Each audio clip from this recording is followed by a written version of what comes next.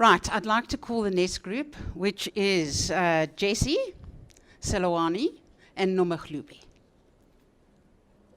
So a comment here. A partnership is two, and there's a little bit of a difference here.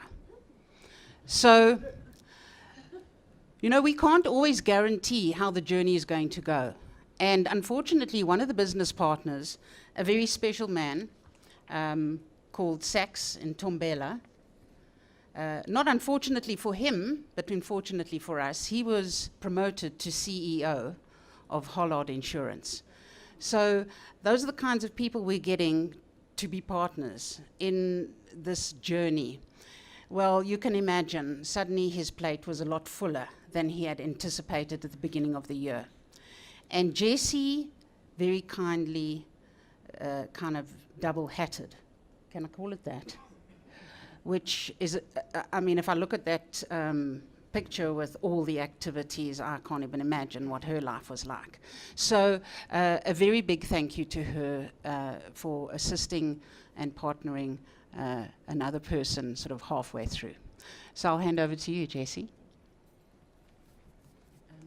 You're okay to just push on the side?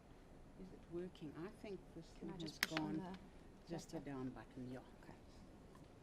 Hello. Okay, so because there's three of us, we technically get 15 minutes. So hi, my name is Jessi. I'm the MD of Student Village. We're going to be doing things a little bit differently. So I'm going to do my part first, and then Selloane, just to spice things up, is going to talk a little from the heart, a little dance. And then Norma's going to close for us. So this was the 15th of February 2017 when we embarked on our journey. And shame, Rosie, happy birthday. And I think it is exactly like Rose said. We were all bright-eyed and bushy-tailed and had a very particular journey in mind, and what then transpired over the last year was quite an incredible journey. So yeah, why did I personally join PFP? I'm passionate about the youth. My company is a funnel into the graduate space, so I thought it would help my company grow and have a common vision. I was missing the CSI element in my life, and I felt this would fill the gap, and obviously I wanted to contribute to a better South Africa. So the way we went about doing it, after chatting with Selloane, was we thought instead of to work one-on-one as a partnership, we would work in teams. So I would gather teams from my company, she would gather teams within her school. And then after chatting and getting together, we would introduce the teams, and we would guide the teams along the way in their journey. So with Pumla Secondary, the main problems, and obviously this is coming from my perspective, so Selloane can talk about hers, was discipline, teamwork and buy-in from the stakeholders and teachers. We were looking at a matric camp for them and the facilities within the school.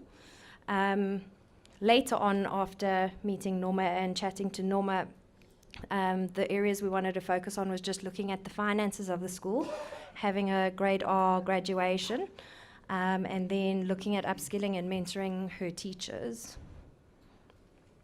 So those are a couple of pictures of Pumla. There you can see on the top left one of my guys chatting to the two gentlemen who were walking around in caps and trying to put some discipline in there. And yeah, we've got Glenridge, sweetest little babies you've ever seen. They're so cute.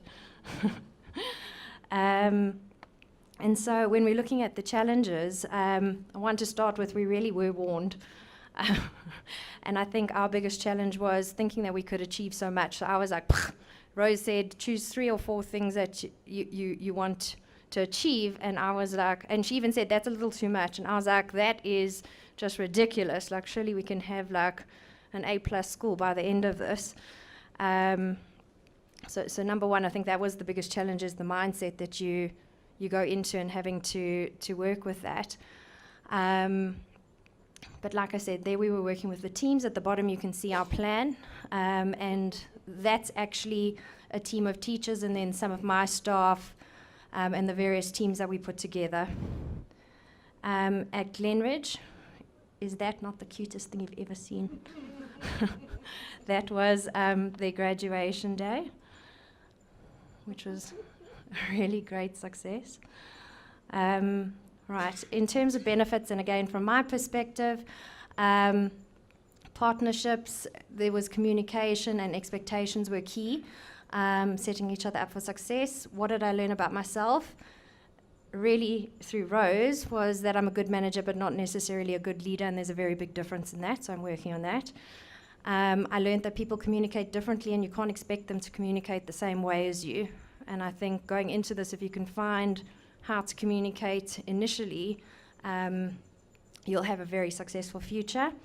Taking away the community building course, if I can put it that way, or workshop, was absolutely phenomenal, life-changing. And I hate those things. I'm the badly behaved one that gets sent out the room. Principals and teachers really have a struggle, and they really are heroes. So, you know, if we walk away and we say, yeah, we didn't achieve everything, just to have met these ladies and know the problems and actually see what they do every day, it's mind-blowing.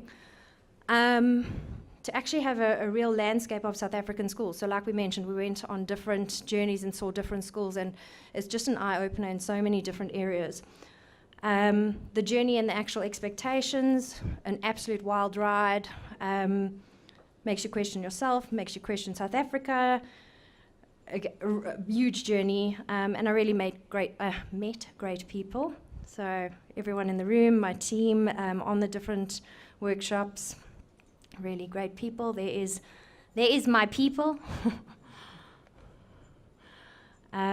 Here's just a few snapshots recently of the community building workshop. So Selloane and I went, and we really were in a room of 40 different people that we didn't know. So meeting new people was incredible. That was flawless thinking and time to think. One thing was really nice was, and I think Ben mentioned it, is that one of my clients, BIC, was able to sponsor pens across the country. So bringing in partners and other companies and enriching them and enriching the lives of the students, even if it's with just a pen. And I think at the end of the day, just for me, it's all about these little ones and the bright and hopeful future that they've got.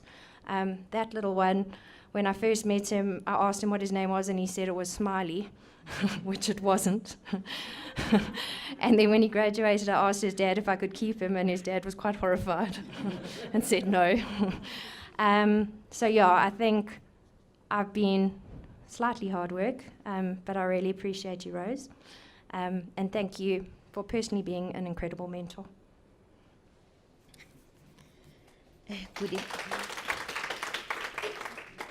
Good evening, everyone. I am Selloane Laka, the principal at Phumula Garden Secondary School. I resumed duty in 2010 as a principal. Less I knew a lot about that community. I occupied the land where it was owned by individuals outside. And the outside battles wanted to be the inside battles in the school. And there was a conflicting idea between what we offer as curriculum and what the community want to offer, because they made the school to be a battleground for political success. So you can imagine the road ahead was not going to be easy. When we started, we were 17 educators versus 1,720 learners. And we had to divide ourselves amongst those learners. And also the district was not of help because of they had a certain stats, and then we had our own stats as 1.7. They had the 690 as stats. So we had to teach for the whole year with 17 educators. And we had our matriculants in 2013, where our first achievement was 72%. In 2014, we were given a full component where we had about 55 educators. And then at the end of the year, we achieved 95%.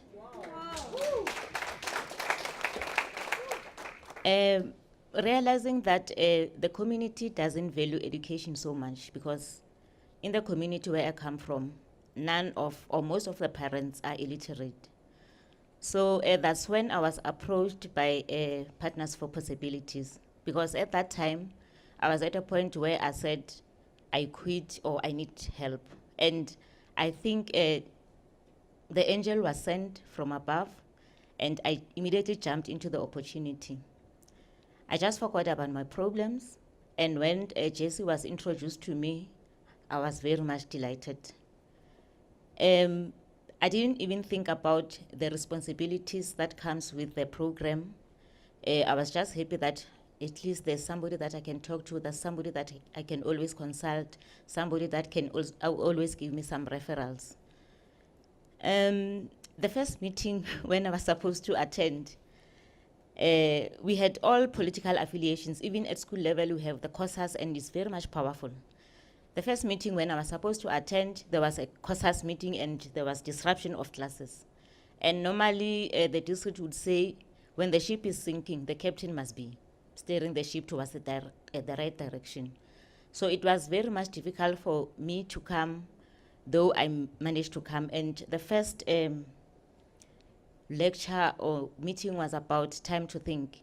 And the reflection that we said and introduced ourselves, where we come from, what is PFP all about, made me to say, I'm in the right group, because we cannot always dwell on problems as individuals.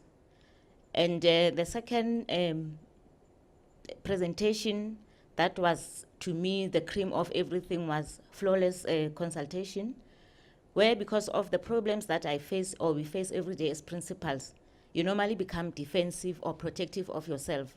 So I would always be mindful of who's coming into my office, what he's saying, or without even thinking. So the time to think make me to reflect, make me to want to think, and then flawless consultation covered everything all, because it says you must be a good listener, you must be a good communicator. So everything that was happening to me previously, I happened to share it. I gave people a hearing. My office was always open, and it kind of brought about a little bit of change. And then it happened that this year we attended community building. It was the worst, because before we attended it, we went to Sireleso Primary High School, where the work of the SGB can be visibly seen, that people, when we work together as a group, there is success. And every time when I come back from these community meetings, from these workshops, I would sit with the staff, workshop them in the SGB. Today, I can safely say I am the happiest person at Pumula Gardens. The SGB is working, the school is being renovated. There are no longer those little squabbles. And I would like to thank Rosemary, my partner Jessi, for giving me this opportunity, because I was at a point whereby I feel like I want to quit. But it shows that when we are together, unity is strength. They gave me strength. I'm not quitting. Last year we wrote our matric and we got 82%. We dropped, but it wasn't that a bad drop. So this year, because everything is coming in together, we are hoping for 100%, and it's possible with the staff that I'm having. So I'm thankful to Partners for Possibilities.